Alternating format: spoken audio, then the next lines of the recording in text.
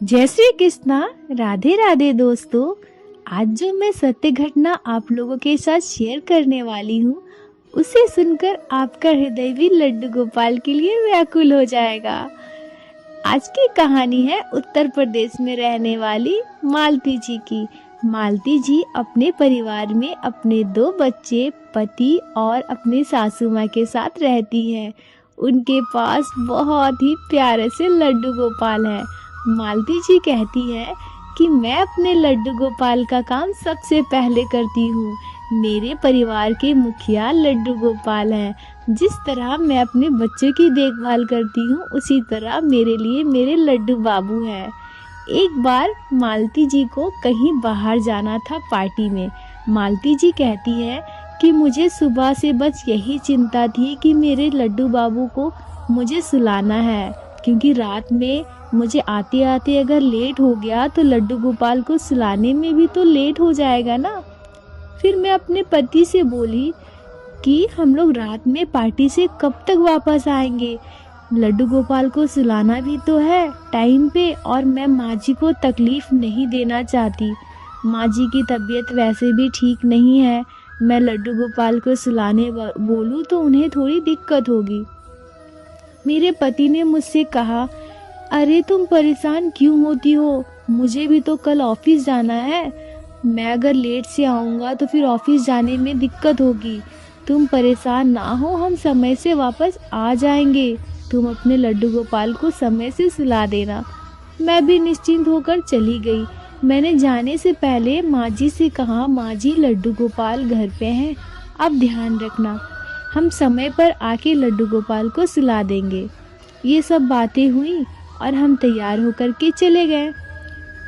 ऐसा संजोग बना कि पार्टी में कोई ना कोई कारण से हमें लेट हो रहा था, पर मेरा मन तो व्याकुल अपने लड्डू बाबू पे ही था। ना मुझे खाने में मन लग रहा था, ना ही मेल मिलाप में।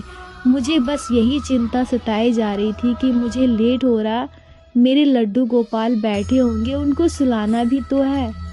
चलो खैर, हम पार्टी से निकले, घर को आए। घर को आकर के मैं सबसे पहले मंदिर की तरफ गई। मैंने देखा कि मंदिर का गेट बंद है। मुझे लगा कि चलो अच्छी बात है, माँ जी ने लड्डू गोपाल को सुला दिया होगा। मैं माँ जी से जाकर एक बार मिलाती हूँ। मैं माँ जी के कमरे में गई तो माँ जी सो रही थी, तो फिर मैंने उन्हें जगाना सही नहीं समझा। मैं भी अपने कमरे में जाकर के फ्रेश होकर के सोने चली गई। मेरी आँख लगी ही थी कि मुझे आवाज़ आई, मैया ओ मैया, मुझे सुलाओगी नहीं। फिर से वही आवाज़ मेरे कान में आई, मैया ओ मैया, मुझे सुलाओगी नहीं। मेरी आंखें खुल गई। मैं उठ के बैठ गई। मुझे बड़ी व्याकुलता होने लगी। मुझे ऐसा लगा कि कोई छोटा बच्चा मुझे बुला रहा हो। फिर मैंने ध्यान नहीं दिया और मैं फिर से बेड पे सोने लगी। कुछ दिन के बाद वही आवाज़ मेरे कान में फिर से आई, मैया ओ मैया, मुझे सुलाओगी नहीं। इस बार मेरा हृदय बिल्कुल करुणा से भर गया। मैं दौड़ती हुई मंदिर की तरफ गई। मैं जाके देखती हूँ कि मेरे लड्डू गोपाल वैसे ही बैठे हुए हैं। मुझे कुछ समझ नहीं आया। मैं बैठ के रोने लगी। हे प्रभु, हे मेरे गोपाल, मुझसे गलती हो गई। इतनी बड़ी गलती कैसे? मैं आपको सुलाए बिना ही अपने कमरे में सोने चली गई। फिर मैंने लड्डू गोपाल को बड़े प्यार से सुलाया। बोलो श्री वाके बिहारी लाल की जय, जय जय श्री राधे। लड्डू गोपाल हमारे अंतरात्मा से इस तरह से जुड़े हैं कि हमें हर समय उनके साक्षात्कार का आभास होता है। ये लड्डू गोपाल का ही चमत्कार है कि मुझे सोते हुए भी लड्डू गोपाल की आवाज़ आई। उन्होंने मुझे मैया कहा, मैया मुझे सुलाओगी नहीं।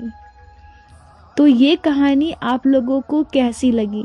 अगर अच्छी लगी हो तो आप लोग लाइक कीजिएगा, चैनल पे पहली बार हो तो सब्सक्राइब, और दूसरे दोस्तों को शेयर भी कीजिएगा। फिर मिलूंगी आप लोगों से एक सच्चे घटना के साथ। राधे राधे दोस्तों।